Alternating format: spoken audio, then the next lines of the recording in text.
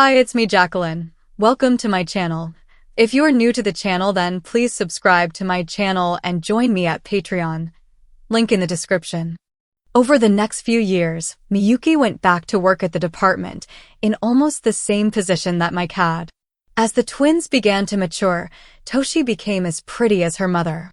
And Sam was a typical boy. One Halloween, as the twins were trying to decide what they wanted to be, out of the blue, Sam said, "Can I dress up as a girl?" Masumi and Miyuki just looked at each other and smiled. Masumi asked him, "Are you sure you want to dress up as a girl?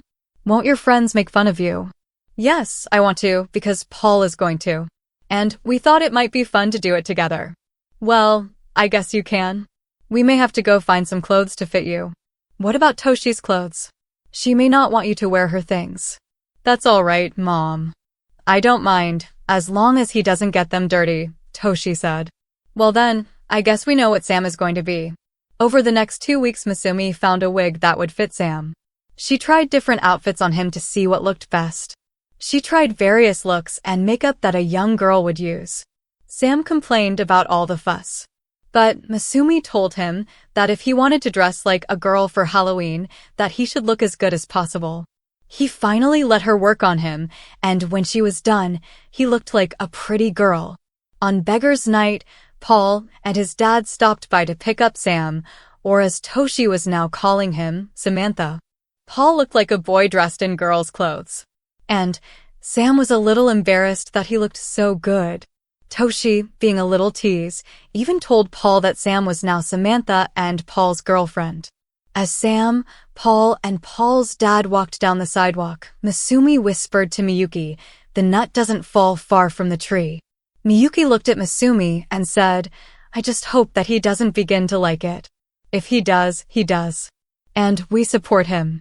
Miyuki kissed Masumi on the cheek, saying, "You're really something else." When Sam came home, he was all excited. He told them that no one recognized him, and that he and Paul had told everyone that he was Paul's cousin, Samantha. He sat around the rest of the evening in Toshi's clothes and didn't seem to be in a hurry to take them off.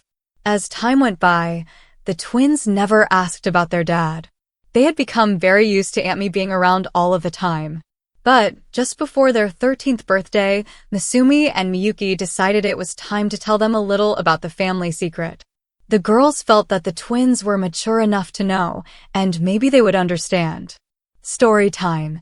After the dinner dishes were done one Sunday evening, Masumi called the twins into the living room and had them sit together.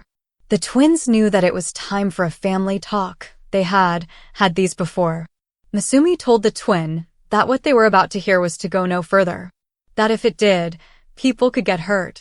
That it was something that was to be kept between the four of them. The twins, both looking as serious as 12-year-olds could, agreed that they could keep a secret. Masumi took out a photo album that the children had never seen and set it on the coffee table in front of them. She sat cross-legged on the floor in front of the coffee table facing the twins, and started telling them the story of a Japanese girl and an American boy that had met in high school when the girl was an exchange student, and showing them pictures in the album.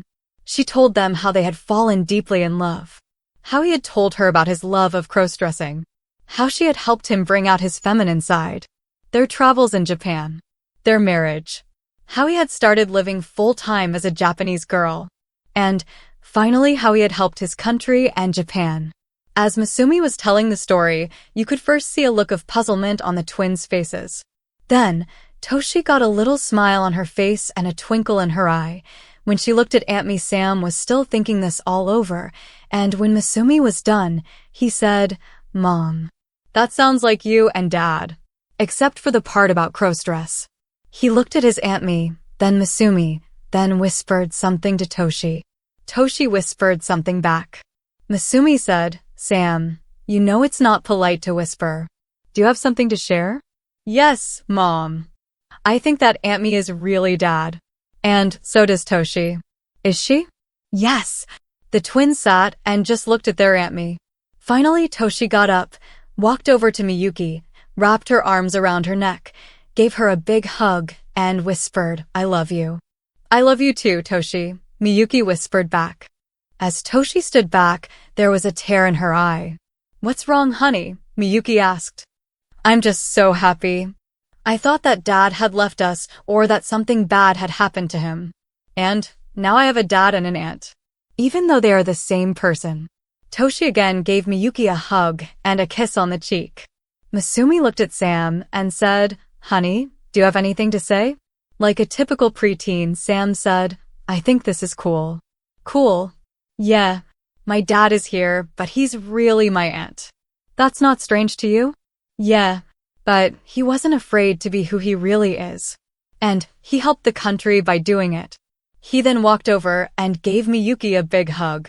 Masumi got up, walked over to the twins and Miyuki and said, "We need to continue the family tradition that Grandma Gifford first showed me." "What's that, Mom?" Toshi asked. "A family hug," she replied as she wrapped her arms around Miyuki and the twins, and they responded by wrapping their arms around each other's.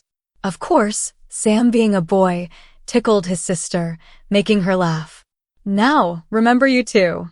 No one, and I mean no one, can ever know what we've told you." "Understood."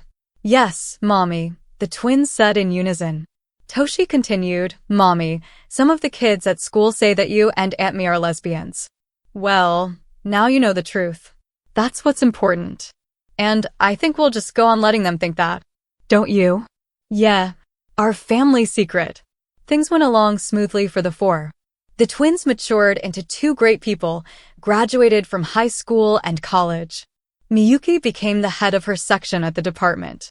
Masumi became a well-known and respected researcher.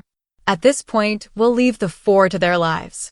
But as an aside, when Masumi said, "The nut doesn't fall far from the tree," she was correct. Sam, like his father and grandfather, was a crossdresser. But that's a story for another place and another time. Please subscribe for the next part and visit my Patreon page for early access.